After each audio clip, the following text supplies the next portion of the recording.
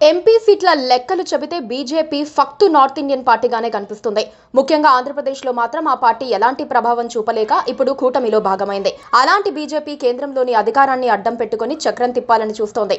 కూటమి అధినేతగా చంద్రబాబు ఉన్నప్పటికీ ఆయన్ను ఎక్కువ కాలం నెత్తిన పెట్టుకునేందుకు బీజేపీ సిద్ధంగా లేదు. బీజేపీకి టీడీపీతో పొత్తు ఉన్నప్పటికీ ఆ పార్టీని దూరంగా ఉంచాలన్నదే ఢిల్లీ పెద్దల నిర్ణయం. బీజేపీకి కొంతకాలంగా ప్లాన్ బి మదిలో మెదులుతున్నట్లుగా చెబుతున్నారు. ప్రస్తుతం ప్లాన్ ఏ అమలులో ఉంది. చంద్రబాబు సీఎంగా కొనసాగటం ప్లాన్ ఏ అని ప్రత్యేకంగా చెప్పాల్సిన పని లేదు.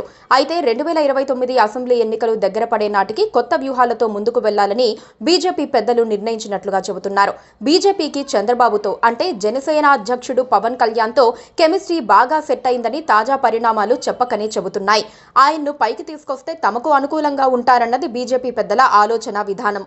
బీజేపీ ఇప్పుడు రాజకీయ సమీకరణాలను మార్చేందుకు టైం కోసం ఎదురు చూస్తోంది.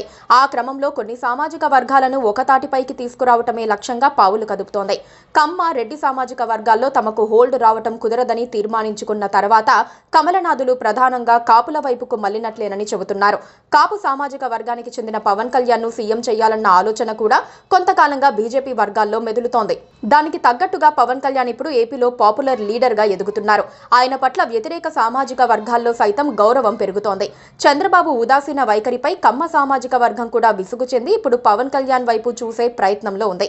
కాపులు, బీసీలతో పాటు కమ్మ, రెడ్డి వర్గాల్లో అసంతృప్త నేతలను ఒకతాటిపైకి తీసుకువచ్చేందుకు అండర్ కరెంట్ గానే బీజేపీ ప్రయత్నిస్తున్నట్లుగా సమాచారం. 2024 ఎన్నికల ముందు రాయలసీమ జిల్లాలో రామచంద్ర యాదవ్ అనే ఒక నాయకుడిని సృష్టించారు. ఆ ఎన్నికల్లో రామచంద్ర యాదవ్ పెద్దగా ప్రభావం చూపించలేకపోయినా యాదవ సామాజిక వర్గానికి వేరే నాయకుడు లేకపోవటం వల్ల ఆయన్ను పాపులర్ చేసేందుకు అవకాశాలున్నాయని బీజేపీ భావిస్తోంది. రాయలసీమ జిల్లాల్లో కాపులుగా పరిగణించే కొన్ని సామాజిక వర్గాలు, యాదవులు, ఇతర బీసీలు ఒకటైతే టీడీపీ, వైసీపీని ఓడించడం కష్టమేమీ కాదని బీజేపీ భావిస్తోంది. అలాగే కోస్తా జిల్లాల్లోనూ ఇవే సమీకరణాలతో పాటు ఉభయ గోదావరి జిల్లాలోని ఎస్సీ నేతలను కలుపుకోవాలని ప్రయత్నిస్తున్నారు. ఈ క్రమంలో మందకృష్ణ మాదిగ సేవలు తమకు ఉపయోగపడ్డాయని నమ్ముతున్నారు. ప్రస్తుతం బీజేపీకి ఒక అవకాశం వచ్చింది. వైసీపీ ఎంపీ విజయసాయిరెడ్డి రాజ్యసభకు రాజీనామా చేయడంతో ఆ స్థానం ఖాళీ అయ్యింది. దాన్ని టీడీపీకి కాకుండా చేయాలని బీజేపీ చూస్తోంది. వీలైతే డిప్యూటీ సీఎం పవన్ కళ్యాణ్ పెద్దన్నయ్య చిరంజీవికి ఇవ్వాలని ప్రయత్నించే అవకాశం ఉంది.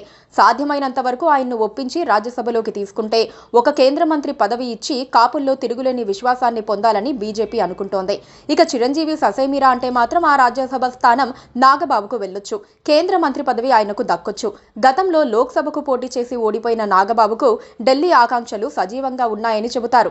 ఈ క్రమంలో ఏదో ఒక రోజున వీలైతే సమీప భవిష్యత్తులోనే జనసేనను బీజేపీలో విలీనం చేసే అవకాశాలు కూడా ఉన్నాయని చెబుతున్నారు.